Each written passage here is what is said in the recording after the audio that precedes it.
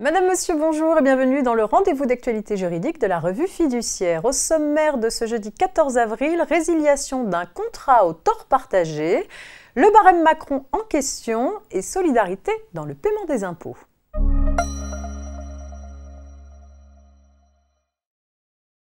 Quand une personne conclut un contrat, ne respecte pas ses obligations et est reconnue responsable de cette situation, elle doit réparer le préjudice causé à l'autre partie, le cas échéant en lui versant des dommages et intérêts. Que se passe-t-il lorsque les deux parties ont contribué à la mauvaise exécution du contrat ?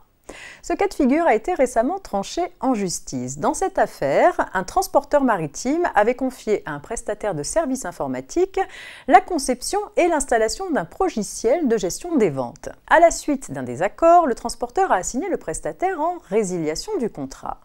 Les juges lui donnent gain de cause, en considérant cependant que les deux entreprises sont responsables à 50-50. Ils procèdent à la compensation du préjudice de chacune, chiffré autour de 340 000 € pour le transporteur et 170 000 € pour le prestataire. Après soustraction du montant de son préjudice, ce dernier est donc condamné à verser 170 000 € au transporteur. La méthode est censurée par la Cour de cassation. Impossible, selon elle, de procéder ainsi à la compensation.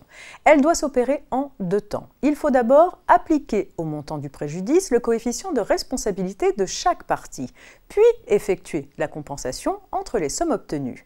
En pratique, chacune étant ici responsable pour moitié, elle doit réparer le préjudice de l'autre en tenant compte de cette proportion, soit seulement à concurrence de 50% du préjudice. Chacun des préjudices étant divisé par deux, la somme mise à la charge du prestataire ne devrait pas dépasser 85 000 €.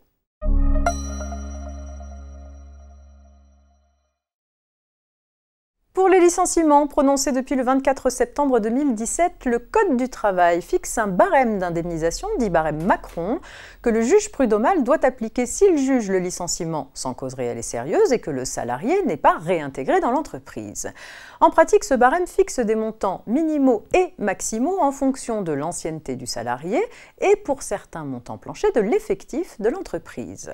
Depuis 3 ans, plusieurs conseils de prud'homme et certaines cours d'appel ont refusé d'appliquer ce barème qu'ils estiment contraire à l'article 10 de la Convention 158 de l'Organisation internationale du travail et à l'article 24 de la Charte sociale européenne. Ces deux textes prévoient le droit à une indemnité adéquate ou toute autre réparation appropriée. Des décisions de cour d'appel font l'objet d'une saisine de la Cour de cassation qui a indiqué qu'elle rendrait sa décision le mercredi 11 mai prochain.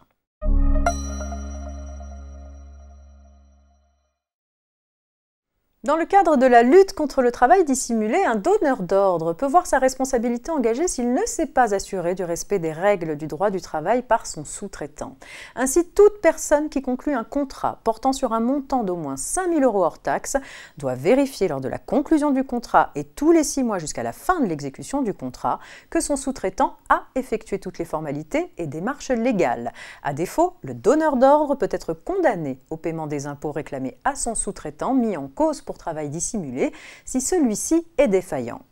C'est la mésaventure qui est arrivée à un donneur d'ordre n'ayant pas prouvé au fisc qu'il avait respecté les obligations lui incombant vis-à-vis de son sous-traitant. Il a été tenu solidairement au paiement des suppléments d'impôts sur les sociétés, des rappels de TVA, de taxes d'apprentissage et des pénalités correspondantes en proportion de la valeur des travaux et prestations de services rendus par son sous-traitant. Fin de ce JT, je vous souhaite une agréable journée. À demain.